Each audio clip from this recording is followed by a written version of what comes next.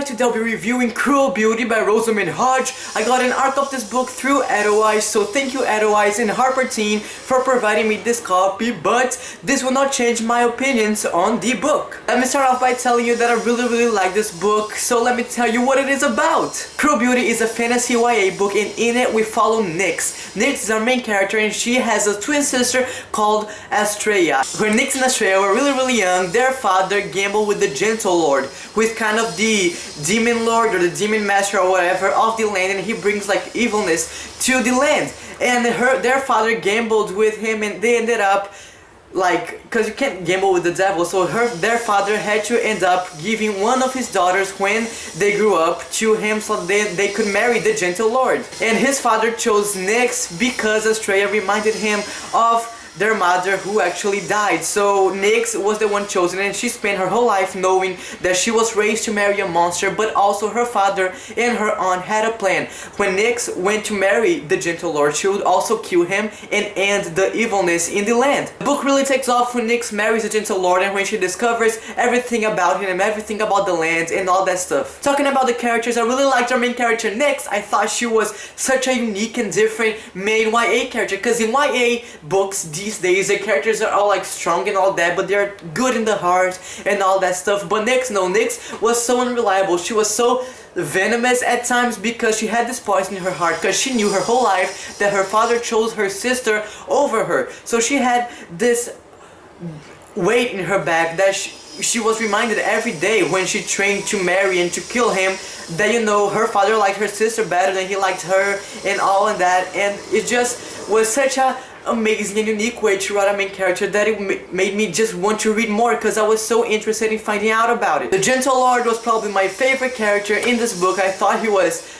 so amazing. His conversations with Nyx are like gold, because they're just so well thought out and well crafted that I really like that. And I'm not gonna tell you exactly more about the Gentle Lord because that may spoil some things, but I just really liked his character. The pros and cons of this book, let's start with the cons, or the things that I did not like. The first one will be the world building. It got kind of confusing at times because I just wanted to know more about the world, and like in the first 3 or 4 chapters the author Rosamund Hodge talks a lot about the world. She talks a lot about it, like she really focuses on it, but then for the rest of the book she really doesn't mention anything else about it, and I just really wanted to know more. And it is a standalone book. If it was a series I would understand that, because we would get to know the world more throughout the series, but since it is a standalone book, I just wanted to know more. There is a prequel ebook that is coming out, so I just really want to read that to see if there is anything that complements the world building. And the other con that I have is the ending. I thought it was actually really rushed, and not only that, it was a little bit confusing, and I had to reread it to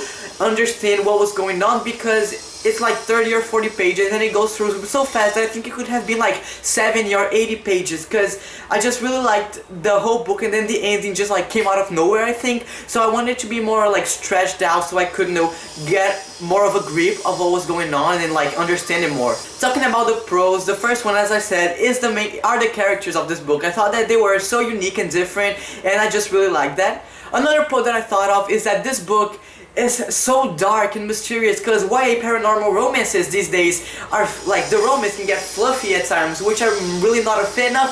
But this book, the romance was just so dark, and there wasn't like a fluffy moment about it. It was just so mysterious and dark and creepy at times. The house and the setting of the book just got really creepy, and I really like that. There are funny moments, but it doesn't stay really funny for a long period of time, because there are always these things that happen that make it go back to the seriousness and the darkness of the book. Another thing I liked about this book is that the characters you're supposed to hate, you hate it. I love when authors do that, because sometimes authors write a character that's supposed to be good but you hate, or sometimes they write a character that you're supposed to hate but you like.